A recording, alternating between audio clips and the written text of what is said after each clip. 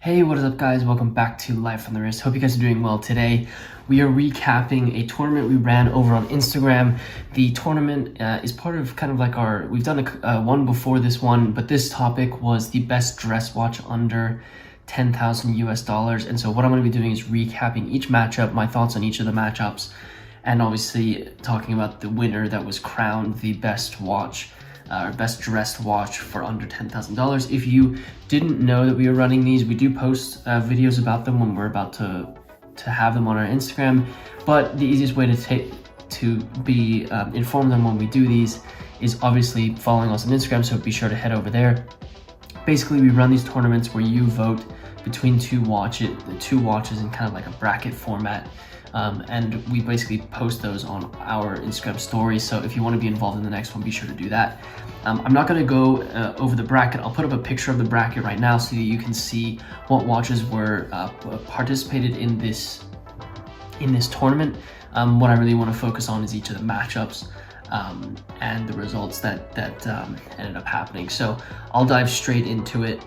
So the first round, we had let me go to the results here. So we had the Rolex Oyster Perpetual go up against the Grand Seiko SBGK005. I actually had a lot of hope for the Grand Seiko in this matchup. I actually thought the Grand Seiko was going to sneak by because I personally would prefer the Grand Seiko over a Rolex Oyster Perpetual 36. But the Rolex Oyster Perpetual 36 actually won 64% to 36% in the first matchup of this tournament. So I thought this was interesting. I thought the Grand Seiko actually presents a little bit more of an interesting watch to wear if you're looking for a dress watch, but the people spoke. The Rolex Oyster Perpetual won that matchup. The other matchup that took place in round one was between the Jaeger LeCoultre Master Moon ultra thin watch. This is probably one of the most beautiful watches for under $10,000 you can get, and it went up against the Nomos Ludwig 175th anniversary watch. This was an interesting matchup. They are very different price points, but in my opinion, equally as much watch. In each of these watches, there's equal amounts of incredible watchmaking, great design, and a great dress watch to have. The JLC ended up winning 91% to 9%, so it was kind of a sweep for the JLC in this matchup, and obviously maybe the price point had something to do with it, but you can't overlook the Moonphase on that JLC. I think it really does make this watch stand out and really contend very, very easily. Moving on to round two. So in this round, we had more watches that were involved in this round. And so the first matchup was the IWC Portofino versus the Rolex Oyster Perpetual 36. This was a very, very close matchup, and the Rolex Oyster Perpetual won 52% to 48%. This was a very, very close matchup.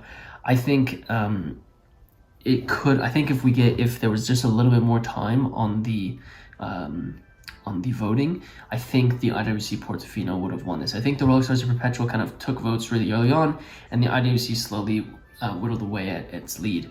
So I think if there was a little bit more time, it would have worked out. When you look at the IWC Portofino, I think what's interesting is like that is kind of what I think of when I think of a dress watch. When I look at the Rolex Oyster Perpetual, with the Oyster case, it doesn't really give me the typical dress watch feel, but with a white dial and smooth bezel, I think it does give you some of those interesting aesthetics. So the Rolex Oyster Perpetual went through.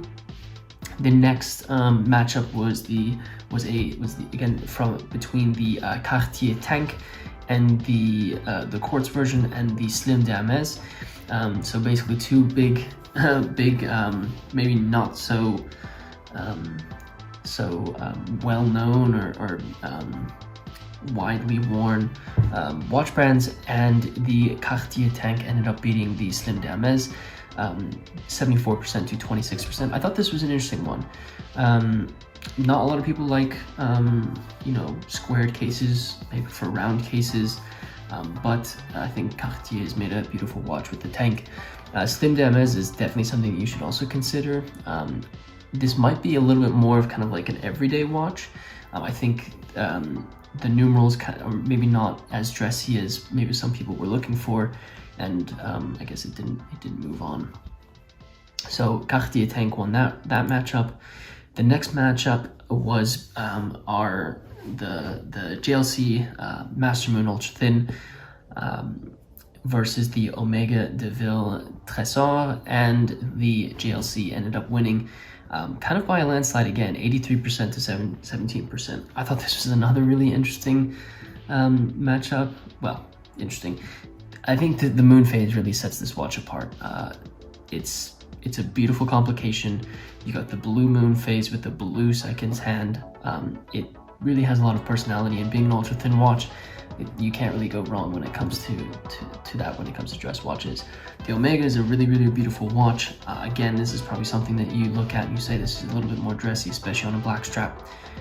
Very simple watch, hours, minutes, seconds, date at 6 o'clock. In my opinion, if you're looking for something understated, it's a great example, but JLC took this matchup as well. And then the last matchup from this second round was the Jaeger LeCoultre Reverso Classique versus the Longines Heritage Tuxedo.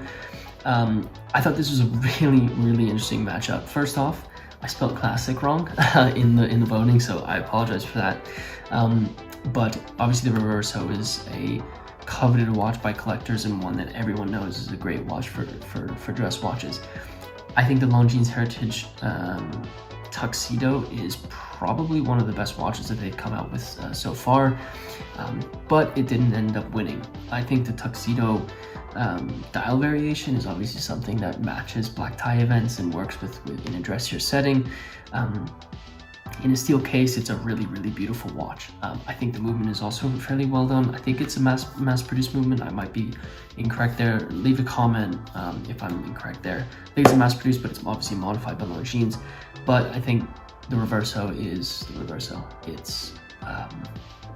It's one of those watches that's just is head and shoulders above a lot of things, and people will go for that over some of the other picks that they may have. Moving on to round 3, which was basically the semifinals. This was a little bit of a shorter bracket. So the first matchup of the semifinals was between the Rolex Oyster Perpetual and the Cartier Tank QUARTZ, and the Rolex Oyster Perpetual won. It won with 75% of the vote to 25% that the Cartier got. Is this a surprise? Probably not. Rolex's name is huge. People love Rolex.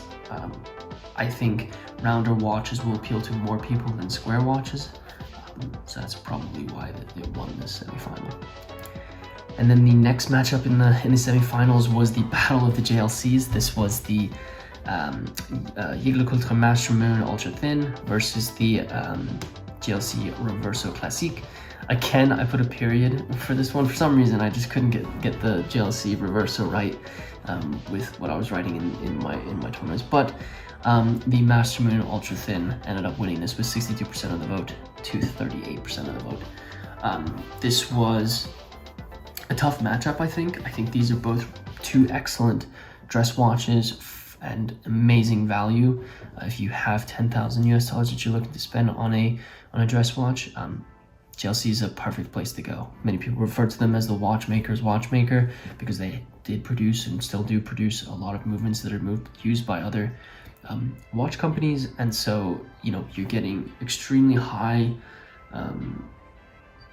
quality watch manufacturing and movement finishing, and excellently designed pieces. So the Master Moon ended up moving on to the final. We did have a loser bracket for this, the 3rd, 4th place matchup, which was between the Cartier Tank and the JLC Reverso. So the battle of the rectangular watches. And so, like I said, this matchup was the Cartier Tank QUARTZ versus the JLC Reverso Classique. I finally got the JLC Reverso Classique correct in the 3rd, 4th place matchup, and the Reverso ended up winning this matchup. I think it's probably because of how iconic the Reverso is. Not saying the Cartier tank is obviously a very, very iconic piece, but I think the Reverso being, you know, having the reversible ability with being from an incredible watch manufacturer like JLC probably moved it into that third place spot. And so the final was the Rolex Oyster Perpetual 36 versus the Jaeger LeCoultre Master Moonphase Ultra Slim. And this matchup was a pretty crazy one. I didn't think that this was going to happen, especially with the way that this brand, how many people get behind this brand. But the JLC actually took a huge sweep in this final. The JLC won by 87%, and the Rolex Oyster Perpetual 36 only got 13% of the vote. I was surprised. Once Rolex made it to the final, I was like, okay, I think it's over for whoever's coming up against this, because everyone loves Rolex. It's the crown. People love it. I'm sure you love it, and I think they do incredible things. But I don't think you can overlook what this Master Moonphase Ultra Thin really has. It is, just to describe it, it's an absolutely beautiful case with this white dial, blue Moonphase, blue seconds hand on a black strap. Can you get any better when it comes to dress watches? I don't think so. I think the Moonphase also has this romantic, classical feel to it, and I think that's something that a lot of people look for. So 87% to the Rolex. I thought that was pretty incredible. So your 1, 2, 3, your winners for this was the JLC Master Moonphase Ultra Slim, Ultra Thin. Second place was the Rolex Oyster Perpetual 36 with a smooth bezel and white dial, and then third place was the Jaeger LeCoultre Reverso Classique. A really cool tournament. I really enjoyed this one. I think I like that we slimmed the field a little bit. We didn't include as many watches as we did in the first tournament that we had, and this was a lot of fun to put together and see the results. Honorable mentions, I have to give it to the Longines Heritage Tuxedo. I really think this is a watch that's going to be big, and if you haven't checked it out, you need to check it out, because for the money, this is an incredible piece and something that I think one should consider if you're looking for a dress watch. So those are the results from this tournament. I hope you guys enjoyed participating. If you did, thank you for participating. If you want to be part of the next tournament we run, which will be very, very soon, be sure to head over to our Instagram and make sure to follow us there. If you aren't subscribed to this channel, we do announce every single time we're about to run one of these tournaments, so you can obviously subscribe to the channel so that you and turn on the bell, turn on the bell icon so that you're notified when we upload, so you know when these are going to take place. If you do have a topic that you want us to use for the next tournament, be sure to put that in the comment section. Let me know what you think about the winners and the matchups of this tournament. I'd love to hear your thoughts. And if you haven't already, be sure to smash that like button for us. It really does help us out with the YouTube algorithm, so these videos can go to more watch enthusiasts, and we can grow the Life on the Wrist family, which is exactly what we want to do. And with that said, guys, thank you so much for watching, and until next time.